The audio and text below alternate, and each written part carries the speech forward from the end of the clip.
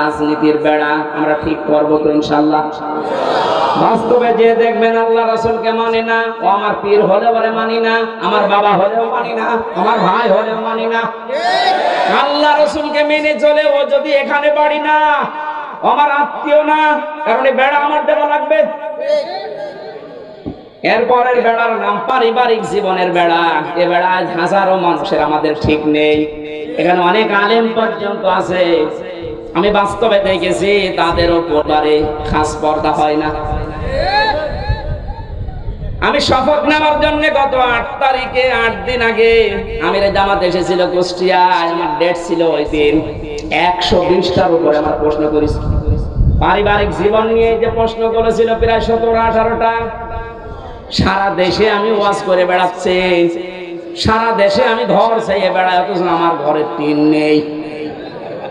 আমারে যেগুলো প্রশ্ন করেছে মিথ্যা তো বলা যাবে না, বাস্তবে একেবারে সত্য সত্য মিলিয়ে দেখলাম না, মিলছে না।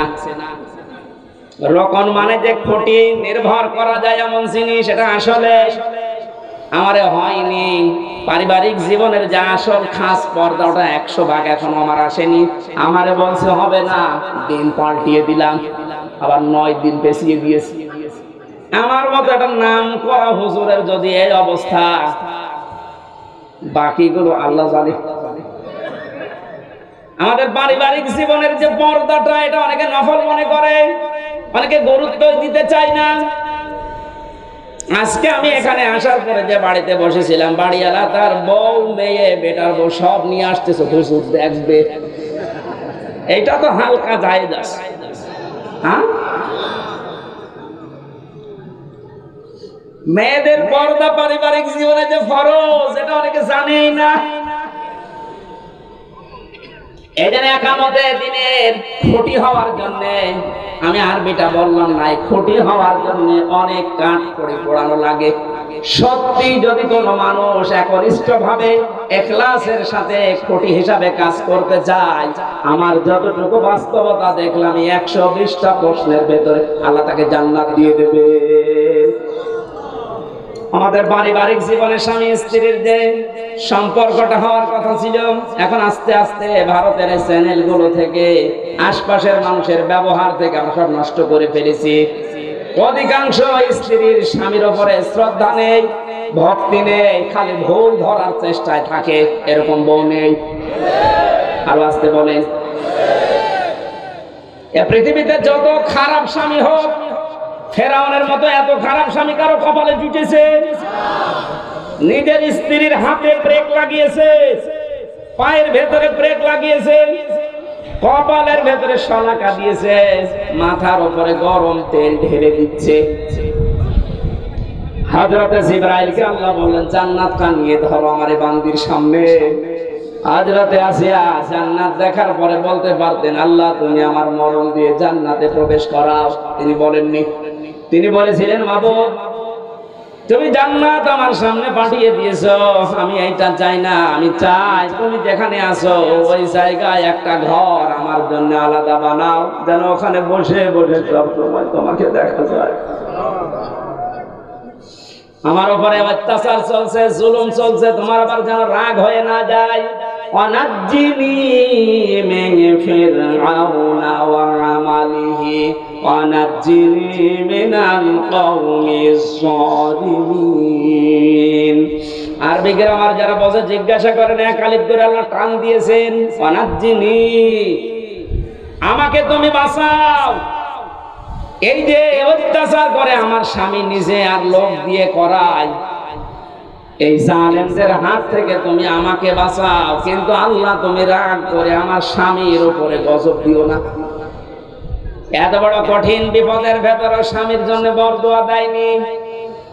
আর আমার আপনার বউ সারা জীবন আপনি মাটি করে দেবেন, খাটতে খাটতে মাথার ঘাম পায়ে ফেলে চুল উঠে যাচ্ছে আপনার।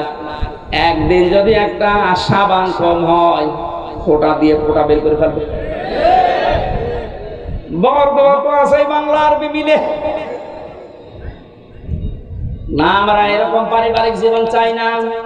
বিশ্ব নবী মুহাম্মদ রাসূলুল্লাহর স্ত্রীর দিকে তাকান, তার পারিবারিক জীবন কেমন ছিল। হযরতে আয়েশা বলেন মুহাম্মদুর রাসূলুল্লাহ আমার স্বামী, তাকে আমি গোসল করাতেছিলাম, হঠাৎ রক্ত আর পানি প্রবাহিত হয়ে যাচ্ছিল।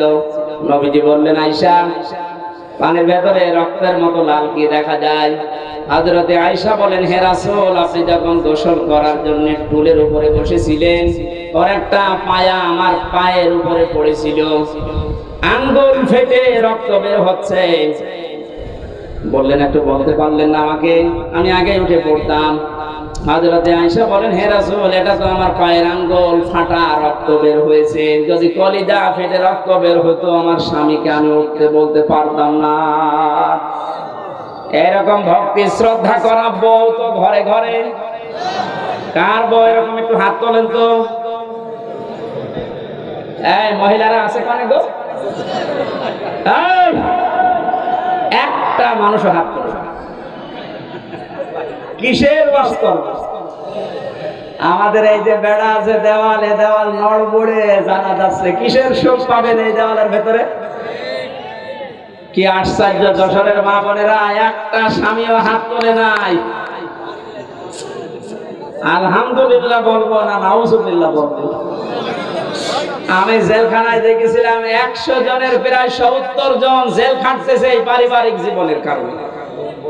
বই মেরে ফেলেছে, না আদা মারা করেছে, যৌতুকের কারণে। এই সমস্ত বিষয় নিয়ে ওখানে বসে বসে আমি একটা বই লিখেছি, দাম্পত্য জীবনে কলহ এবং সমাধান কি। মেয়েদের জন্য বিশেষ করে গাড়িতে আছে কিনা জানি না, আছে, ওটা নিয়ে যাবেন বউর জন্য, পরে বলবেন এটা শেষ করো। মেয়েকে বিয়ে দেওয়ার আগে ওটা পড়াবেন। 120 পৃষ্ঠা লেখা আছে, দেওয়ার সময় গাড়ি থেকে নিয়ে ওদের পড়ান। পারিবারিক জীবনের যে এই যে দেওয়ালটা, বেড়াটা, এটা আমাদের ঠিক করা দরকার। নয়তো আপনারও জীবনে এই জল্লাদ শাহজাহান এবং এখন যে জল্লাদ আছে কেন্দ্রীয় কারাগারে, এর নাম ইলিয়াস, এই বউ মারার কেসে জেল খাটতেছে। আমাদের কপালে ওরকম আবার এসে যাবে কিনা আল্লাহ জানে। এই জন্য ওইটা নিয়ে পড়ান, পারিবারিক জীবনের এই দেওয়ালটা, বেড়াটা ঠিক করে। আল্লাহ এরকম একটা শান্তির ঘর আমাদেরকে তৈরি করার তৌফিক দিন, যে ঘরের ভেতরে প্রবেশ করলে শান্তি পাওয়া যায়। আল্লাহ আমাদেরকে দোয়াও শিখিয়েছেন, আমরা ওই দোয়াই আরম্ভ করছি। নেন, রব্বানা হাব লানা মিন আজওয়াজিনা ওয়া যুররিয়াতিনা কুররাতা আয়ুনি ওয়াজআলনা লিল মুত্তাকিনা ইমামা। আমার সকলটা হারিয়ে গেছে, কিন্তু প্রকাশ নাই। রব্বুল আলামিন, কোরআন কারীম শোনার জন্য, বোঝার জন্য যশোরের এই মানুষগুলো এত পাগল, তুমি তাকিয়ে দেখো। প্রচন্ড এই গরমে আমার পেছনে ফ্যান লাগানো আছে, এরপরও আমার অবস্থা যা, ভেতরে ঘেমে শোধ চলতেছে। এ মানুষগুলোর ফ্যান নেই, পাখা নেই, বাতাস নেই, ঘন্টার পরে ঘন্টা এরা বসে আছে। কোরআনের ইজ্জতে এদেরকে তুমি অমরের মতো বানিয়ে দাও।